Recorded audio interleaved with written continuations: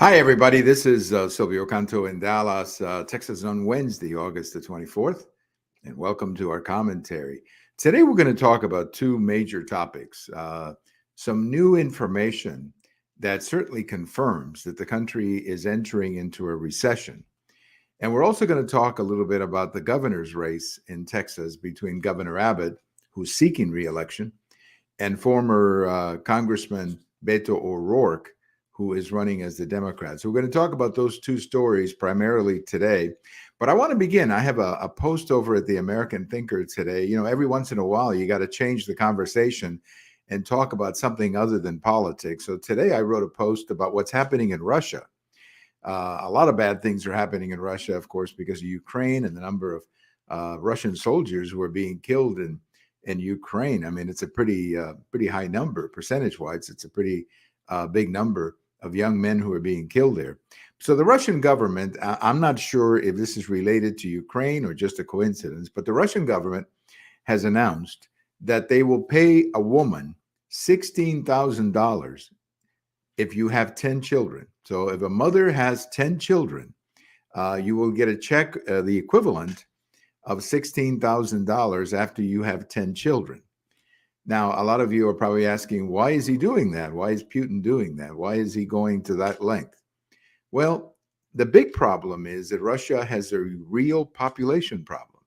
They have a terrible problem of replacement, what they call population replacement. Their birth rate is way below population replacement. So they're not having enough babies to sustain their population. So the population keeps getting older and older and older, and they're just not bringing in new babies. Now, this is a problem that other countries have, not just Russia.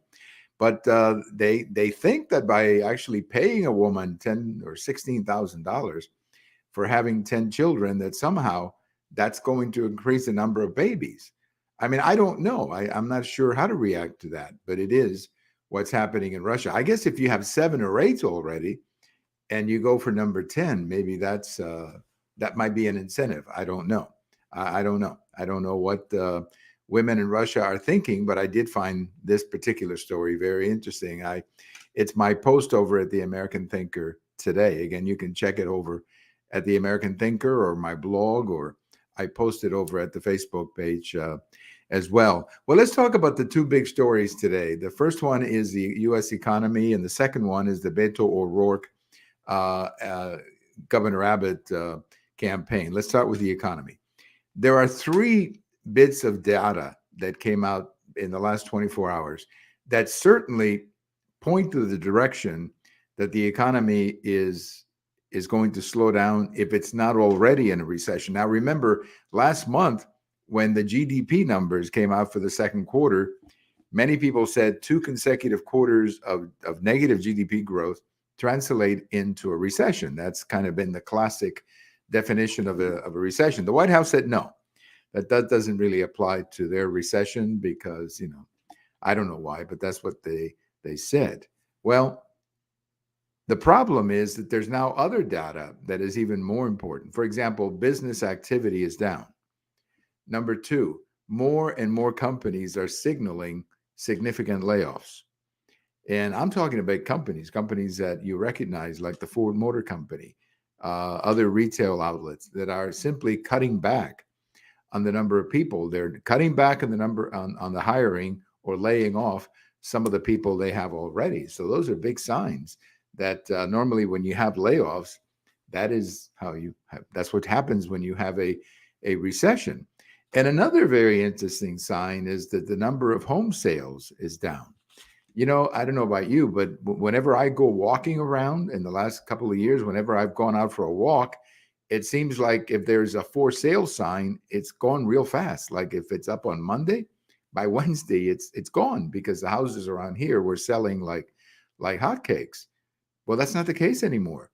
There's been a real reduction in the number of home sales, and that to some extent reflects the interest rates, the economic activity, fears of inflation, and the house prices. I mean, these house prices are pretty high. So let's say you're going to buy a $400,000 home.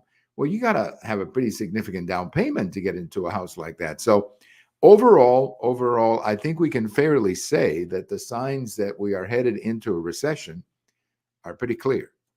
And I'm sure the White House will try to dispute that, but the signs are pretty clear that we are.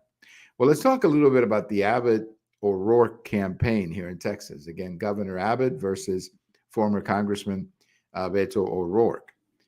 If you look at all the polling data, if you look at all the polling data beginning in January and you put it on a piece of paper, it's been very consistent. The governor has been up by 7. That's the average. At the moment, if you average all the polls, it's 48-41. That's what the numbers are saying, 48-41. And it seems like the governor has been consistently between 46 and 52. And Beto O'Rourke has been consistently between 38 and 43. So that's where the two of them, those are the territories that they've been living in for much of the year. Now, at the moment, again, if you average it all up, it's 48-41. Now, my guess, because that leaves you with about 10%, undecided, okay? My guess is that many of those undecided are Republicans who are angry with Governor Abbott about the situation on the border. Remember, Governor Abbott had some very tough primaries from the right with concerning the border. I think that everybody in Texas who is going to vote for Beto O'Rourke has already made up their minds and they're going to vote for him. I can't think of too many people in that undecided who are going to say, okay, I'm going to vote for Beto O'Rourke. I think most people either have made that call one way or the other. But I do think that there are some undecideds with respect to the governor. My guess is that most of those undecideds will either stay home or will vote Republican, figuring that the alternative of Beto O'Rourke is not a good one. So that's why I continue to predict that this is going to be a 52-47. I think that's the best case scenario for Beto O'Rourke, 52-47 or 54-45. That would be the best case scenario for the governor.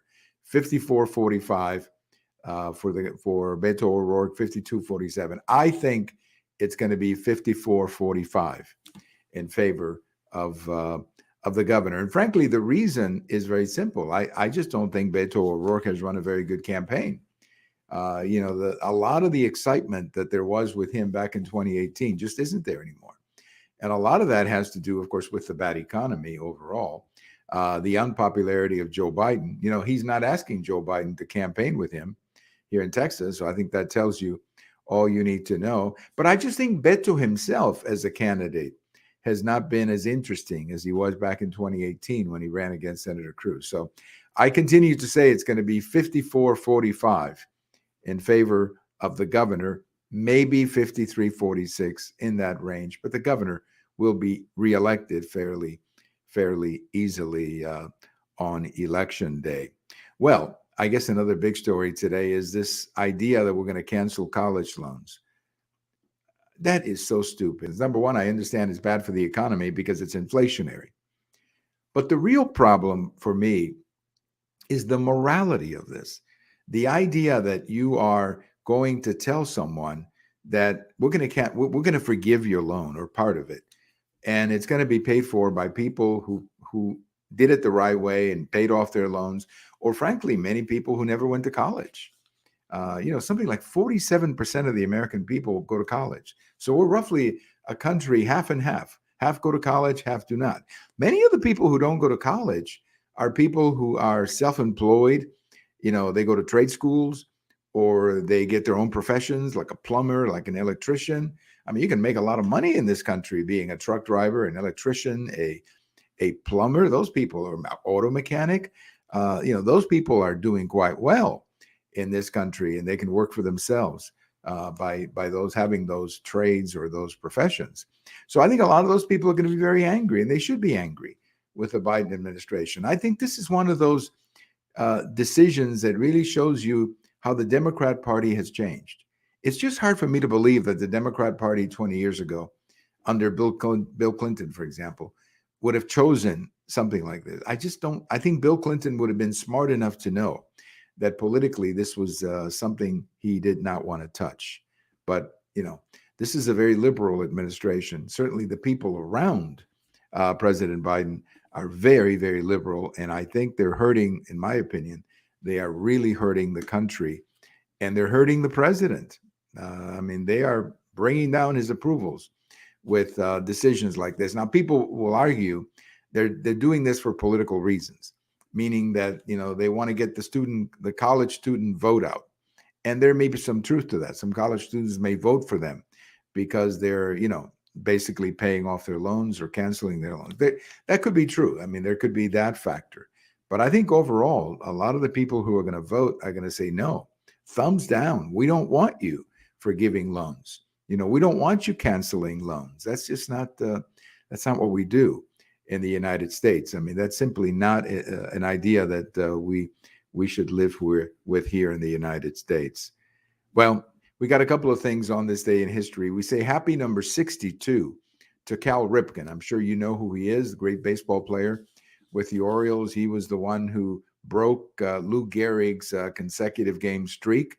I think Cal got up to 2,600 games or something like that. He was like 500 games beyond where Lou Gehrig was 2,130, and Cal got to 2,600 something. So Cal Ripken, one of the great players of recent memory, turned 62 today, and we wish Cal well. I think he still lives in Maryland, Cal Ripken.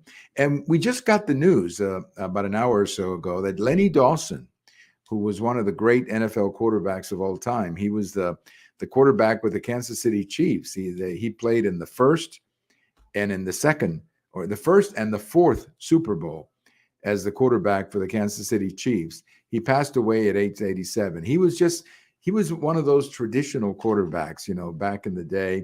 And I remember watching the AFL. The AFL used to be on NBC, if you remember, and the NFL used to be on CBS. So back then we would watch these games on TV. And I was always a big fan of Lenny Dawson. So he was just a great quarterback, and I guess a pretty good guy too. So rest in peace, Lenny Dawson. He was 87. And our sympathies to all the Kansas City Chiefs fans, because I know he was hugely favored. He was a huge favorite player in Kansas City. Thank you for listening. This is Silvio Canto in Dallas, and we'll talk to you later.